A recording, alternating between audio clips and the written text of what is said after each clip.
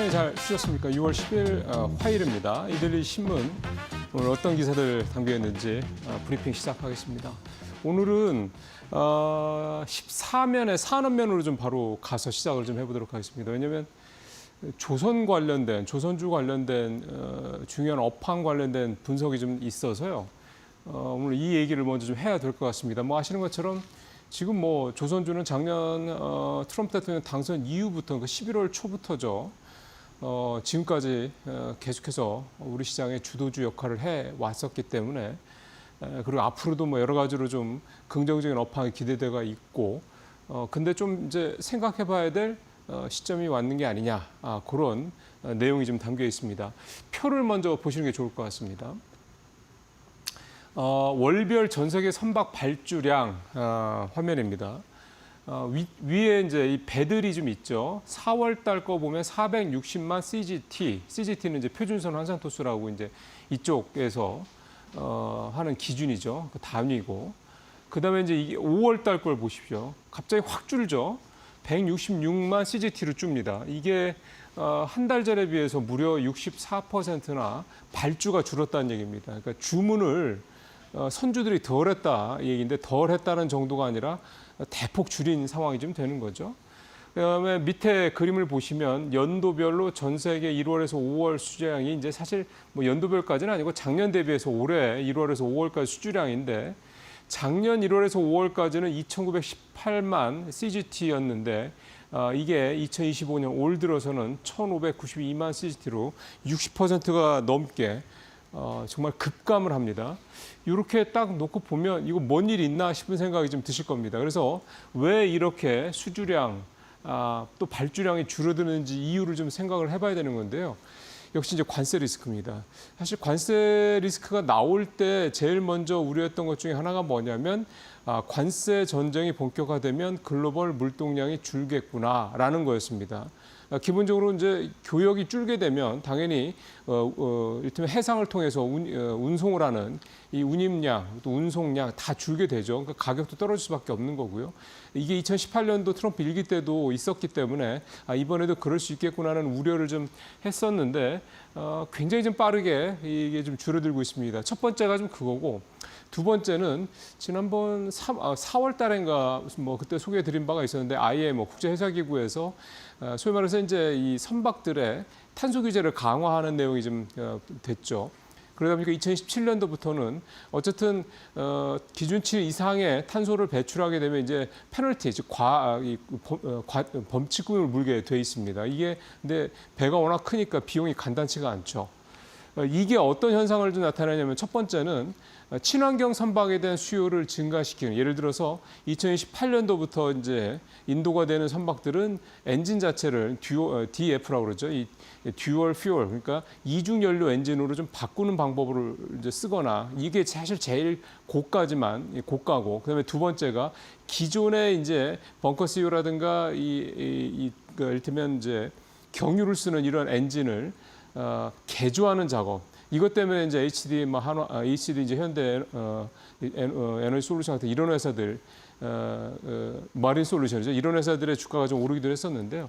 개조를 하거나 이런 방식으로 이제 탄소 배출을 줄이는 이런 방식으로 좀 가는 건데, 이걸 할 수 있는 선주들도 있고 할 수 없는 선주들도 있을 겁니다. 왜냐하면 뭐 다 장사를 잘하는 건 아니니까. 그래서 할 수 있는 선주들은 뭐 신규 선박을 이렇게 발주를 하고 이렇게 하겠지만 개조도 하겠지만 그렇지 못한 선주들은 아예 그냥 에라 모르겠다 이렇게 되는 거죠. 어차피 우리 돈도 없어 이렇게 되다 보니까 그런 부분에 대해서 발주를 좀 줄이는 측면도 좀 있고요. 일각에서는 이 친환경 선박 이쪽으로 발주가 줄어드는 이유 중에 하나가 규제가 좀 완화되지 않겠느냐라는 기대감도 있다라는 해석도 좀 나옵니다. 마치 전기차와 관련돼서 유럽에서 계속 뭐 독일이라든가 프랑스라든가 이쪽에서 반발을 하니까 조금 이제 그 탄소 규제도 하긴 하는데 좀 완화를 했던 거 이런 측면이 이제 반영된 게 아닌가 생각이 들고요. 결국 이제 이게 이제 우리 조선업계에 어떤 영향을 미치냐는 건데 일단 2027년까지는 지금 다 슬로우치라고 그러죠. 독화 다 찼습니다. 그래서 이제 뭐 그때까지는 별 문제 없고 2028년도부터 지금 수주를 좀 우리 조선업체들이 좀 받고 있는데 그것도 선별 수주를 하고 있죠. 고가 물량 위주로. 이 부분에 있어서 이제 줄기 때문에 전체적으로 보면은 이제 수주가 좀 발주도 줄고 수주 좀 줄어도 이게 여파는 사실 중국 업체들한테 굉장히 크게 미치고요. 우리 같은 경우는 수주 물량이 줄어도 수주 받는 물량 자체가 굉장히 고가한 물량이다 보니까 상대적으로 이 여파가 좀 제한적이다 이런 평가도 좀 나오고 있습니다. 그래도 전체적으로 이 물량 자체가 줄어든다는 얘기는 우리 조선업계들한테도 2028년 이후의 부분에 대한 전망을 조금 약화시킬 수 있는 부분이기도 하기 때문에 조선업에 대해서의 어떤 그런 굉장히 낙관적이고 어떤 이런 화려했던 이런 전망들이 조금 둔화될 수 있는 여지는 있다라는 점을 일단 감안하실 필요가 있겠습니다. 1월부터 5월까지 수치고요. 이게 이제 하반기로 넘어가서 이런 분위기가 유지가 된다고 그러면 좀 여러 가지로 조선업체에 대한 이 조선주에 대한 투자 부분은 좀 고민이 좀 되는 시점이 올 것 같습니다. 앞으로 한 두세 달 정도가 상당히 좀 중요한 고비가 되겠다 싶습니다. 자, 자동차주 얘기 좀 해보죠. 주가부터 좀 보시겠습니다. 표를 보시면 두 개인데요. 위에 거는 이제 KLX, 그러니까 자동차 지수고, 좀 올랐죠? 계속 좀 떨어졌다가 6월 9일 어제 기준으로. 그다음에 이 KLX 자동차 지수가 4%가 최근에 올라서 코스피 1.5% 이거보다 좀 훨씬 높게 올랐습니다. 그다음에 옆에 중요한 게 사실 또 저거죠.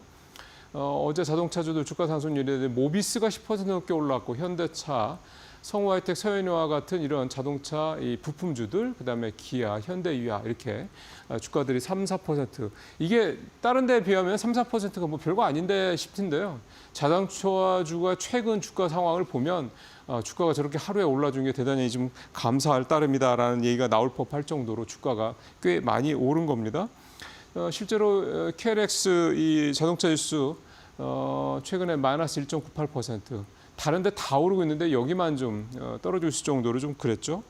여기다 최근 한 달간에 외국인들이 현대차를 2,500억 가까이 판 것도 있습니다. 수급도 안 좋고 업황도 안 좋고 좋을 게 하나도 없는 상황이다 보니까 당연히 좀 좋지 않은 모습이었는데 반등을 하게 된 이유는 일단 관세 리스크에 대한 부담이 조금 줄어들고 있다라는 기대감. 이를테면 지금 미중 간의 런던 협상이 좀 진행이 되고 있다라는 것에 대한 기대감이 좀 있고요.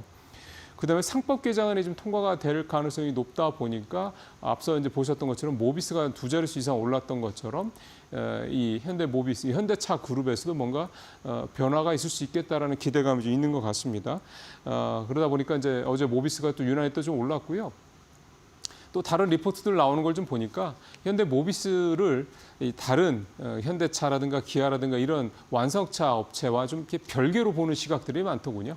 그러니까 이 관세 리스크가 이 완성차들은 직접적인 타격인데 모비스 같은 이런 지주회사는 일단은 부품에 대한 그런 관세 리스크가 좀 적은 부분도 좀 있는 데다가 일단 커버리지가 현대차 기아에만 모비스가 물건을 파는 게 아니기 때문에 그런 부분도 좀 있어서 모비스는 그다음에 여기다 이제 지주회사 이거에 대한 기대감이 있고 이런 부분들을 전체적으로 봤을 때 모비스가 다른 완성차보다는 좀 다른 모습을 보일 수 있다 이렇게 얘기를 좀 하고 있습니다. 자, 그다음에 요즘에 원화 스테이블 코인 얘기가 좀 많이 나오는데 이것 때문에 주가들 좀 많이 움직이고 있죠. 어제는 카카오 그룹이 아주 가장 직접적인 수혜를 크게 받은 그런 모습이었습니다. 보시죠. 카카오페이 상한가, 카카오뱅크도 20% 넘게, 카카오도 16% 넘게 이렇게 올랐습니다. 카카오 관련주도 이렇게 또 주가가 급등을 했던 것도 참 보기 힘들었던 그런 건데 일단 카카오페이, 카카오뱅크, 카카오 다 이 원화 기반의 스테이블 코인 관련된 기대감 이게 좀 작용을 좀 했고요. 그다음에 이제 카카오 같은 경우는 AI에 대한 어쨌든 지금 새 정부가 AI를 적극적으로 지금 지원하겠다는 얘기를 하고 있기 때문에 이 AI에 대한 기대감 이게 좀 적용을 했다 좀 볼 수가 있겠습니다. 근데 사실은 보면 카카오 같은 경우는 이번 정부 들어서 정권이 바뀌면서 어떤 얘기들이 계속해서 시장에서 좀 돌고 있냐면 윤 정부의 가장 큰 피해를 봤던 윤 정부 시절에 가장 큰 피해를 봤던 그룹이 카카오 그룹이다. 그래서 새 정부가 되면 특히 이제 기존 보수 정부에서 진보 정부로 바뀌게 되면 가장 수혜를 받을 가능성이 높다 이런 식의 얘기도 있었거든요. 그러니까 펀더멘탈에 관계없이 주가가 이런 정치적인 문제 때문에 더 주가가 많이 떨어졌던 거기 때문에 그 부분이 해소가 되면 좀 오를 수 있다 이렇게 얘기가 되고 있는 건데요. 사실은 뭐 그것도 사실 일부적인 그러니까 부분적인 그런 접근에 그친다고 생각을 합니다. 왜냐하면 카카오 그룹이 대표적으로 이 쪼개기 분할의 대표적인 또 그룹 아니겠습니까? 그에 따른 여파. 그러니까 원래 다 카카오 안에 있던 것들이 쓸만한 것들은 다 쪼개기 상장을 하면서 전체 카카오의 성장 동력이 상실돼서 그랬던 거지. 그거 가지고 해서 뭐 정권 피해주다 이렇게까지 보는 건 너무 좀 지엽적인 그런 접근이라는 생각이 들고요. 어쨌든 여러 가지 좀 새로운 분위기 속에서 카카오가 제 어떤 회사의 가치를 찾아가기를 좀 기대를 좀 해보겠습니다. 이게 시작이 될 수도 있고요. 아니면 잠깐 단기적인 반짝일 수도 있다는 점 잊지 말고 펀더멘탈에 좀 접근하는 그런 해석이 좀 필요할 것 같습니다. 자, 마지막으로는 서학개미 얘기를 좀 오랜만에 좀 가져왔습니다. 어제 이데일리 증권부의 주토피아에서 다룬 내용인데요. 표를 한번 보시죠. 최근 한 주간 서학개미들 순매수를 다룬 순위인데 디렉시온 반도체 베어 3X, 그러니까 반도체가 떨어질 거라는 쪽에 부정적인 쪽에 3배 레버리지를 한 ETF 상품이 제일 많이 팔렸죠. 7,220만 달러, 압도적으로 1위고요. 그다음에 이제 알파벳, 그다음에 아이셔즈 단기 미국 국채 ETF, 그다음에 마이크로 스트래티지 커버드 콜 ETF, 애플 유나이티드 헬스케어입니다. 애플이랑 유나이티드 헬스케어 같은 경우는 아마 주가가 최근에 좀 부진했기 때문에 저가 매수가 들어왔다 이렇게 해석을 하면 될 것 같고, 좀 재밌는 게 이제 1번, 3번, 4번 이렇게 봐야 될 것 같습니다. 반도체가 부정적일 것이다, 안 좋을 것이다라고 보는 쪽이 지금 ETF 상품에 좀 특히 레버리지 상품에 투자한 게 많다라는 얘기는 지금 분위기가 뭐 엔비디아를 중심으로 좋은데 꺾일 거라고 좀 보는 거겠죠. 그런 부분들이 좀 있고요. 그다음에 세 번째, 아이쉐어즈 0에 3개월. 이건 그러니까 굉장히 단기 채권입니다. 단기 미국 국채에 투자 ETF 상품인데 이 단기 국채는 사실은 이제 별로 장이 안 좋을 때 약간 이제 뭐 대기성 뭐 상품이라고 봐야 되겠죠. 그런 측면이 있습니다. 물론 금리가 뭐 낮은 건 아닙니다만 잘 아신 것처럼 작년에 한참 안 좋을 때, 지금도 그럴 거야. 뭐 오렌 버핏이 버크셔 해서웨이가 단기 자금 운용하는데 이 단기 국채를 많이 쓰기도 했었고요. 그런 부분들도 좀 있고, 그래서 좀 그런 측면이 좀 반영됐다고 봐야 되겠고, 그다음에 세 번째가 이제 4위인 이 마이크로 스트래티지 기반의 커버드 콜 이 전략 ETF인데요. 이게 이제 시장이 좀 불안하니까 변동성을 활용을 해서 옵션 프리미엄을 좀 취하는 뭐 그런 상품입니다. 이게 좀 어렵죠.